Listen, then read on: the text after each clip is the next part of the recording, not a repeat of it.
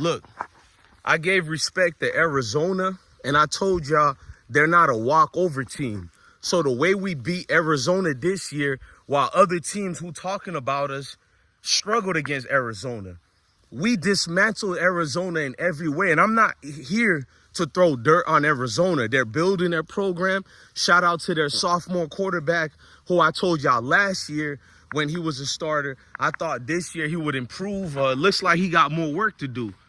But we need to be fair and speak about a lot of things. If it wasn't for the great coaching of Colorado football team, Deion Sanders, Robert Livingston, Pat Schumer, Sapp, and the entire staff there, if it wasn't for that, then our hands are left to the refs. One thing the players learned are we can't have close battles anymore. We're playing against the world. We're playing against all these institutions combined as a Megatron. We're playing against refs that have been clearly bought off and clearly has an agenda.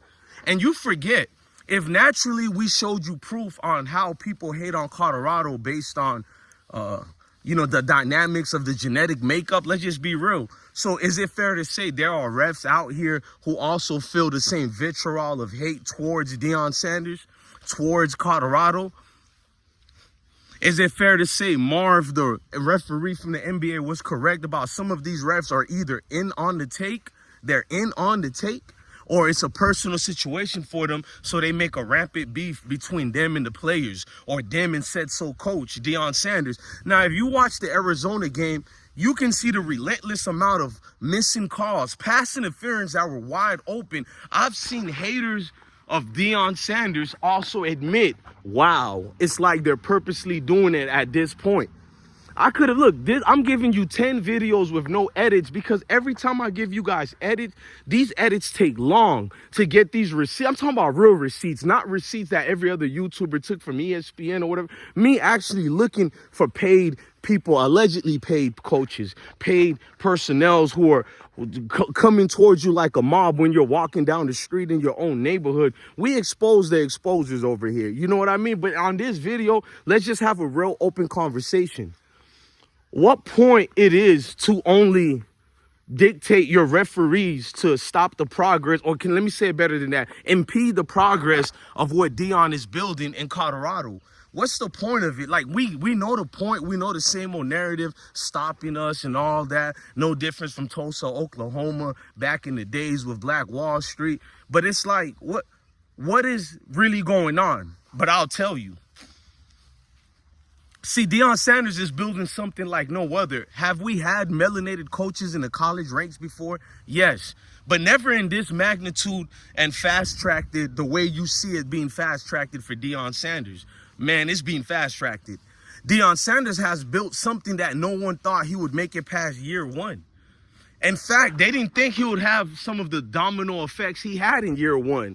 Sold out games, every single game. What he brings to even his opponents on their campuses when you're playing a Colorado, like Deion Sanders says, it's a Super Bowl every time you play us. It's a Super Bowl. Make no mistake about it.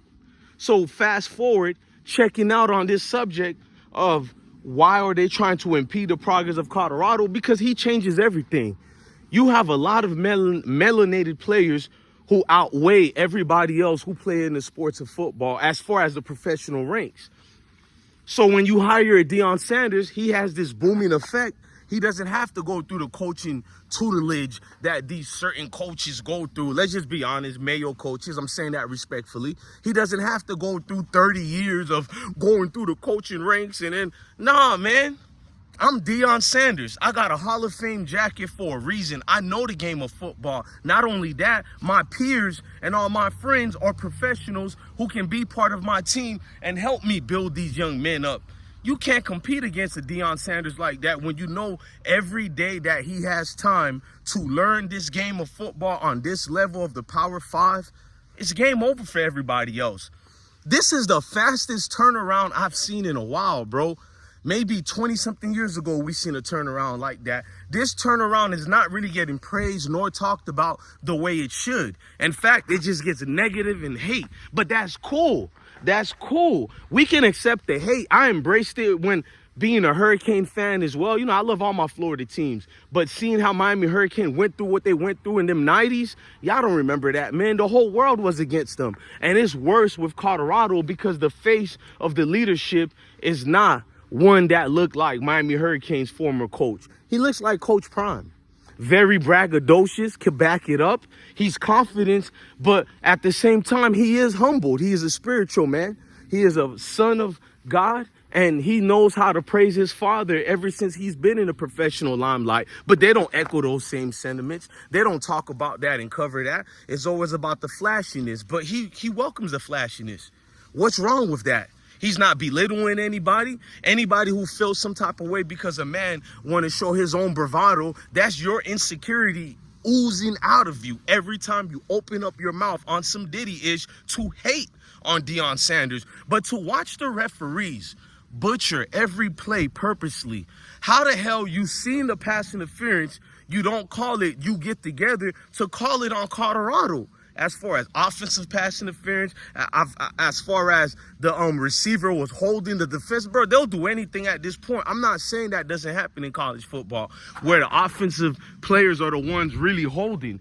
But if that's the case, you're going to call it on Colorado like that. You could have called that call on any college team, and we don't see those similar calls being called anywhere. The offensive line has made a vast improvement. Salute to Colorado's offensive line. But could we be honest and genuine about the situation? They're getting a lot of calls called on them. At first, I was on our offensive line for all these holding calls. But when you go back to the tapes and you look at it, even the players are looking in disbelief. Where is the damn holding? I've seen 2 different calls on holding. One on Seton where Seton owned up the one, but he got another one. This is 2 games ago. And I looked at it. He wasn't even involved with the assignment. His hands were off all the play. He was looking around as if to say, like, is this real? He was looking around to say, man, is this real? But you can't go too quick into that, bro. We know what's going to get into it, and it's going to be more politics, man. What's hurting Colorado right now is understanding that everybody is against them boys. Hold on. I want to show you who's not against them. What's up, Sebastian? Made him go outside, man. This boy been spoiled. Sebastian really been family. This dude sleeps a lot, but he's a hunter. The squirrels don't go up on the tree no more. I ain't seen a squirrel in 3 weeks. This dude's slaughtering squirrels, man. Allegedly, educational purpose. Moses, where you going? All right. Don't hurt him, Moses. But I don't know, man. This cheating thing is being a little too much. It's taking it out the game. Refs always been cheating, right? It's one thing. But when you know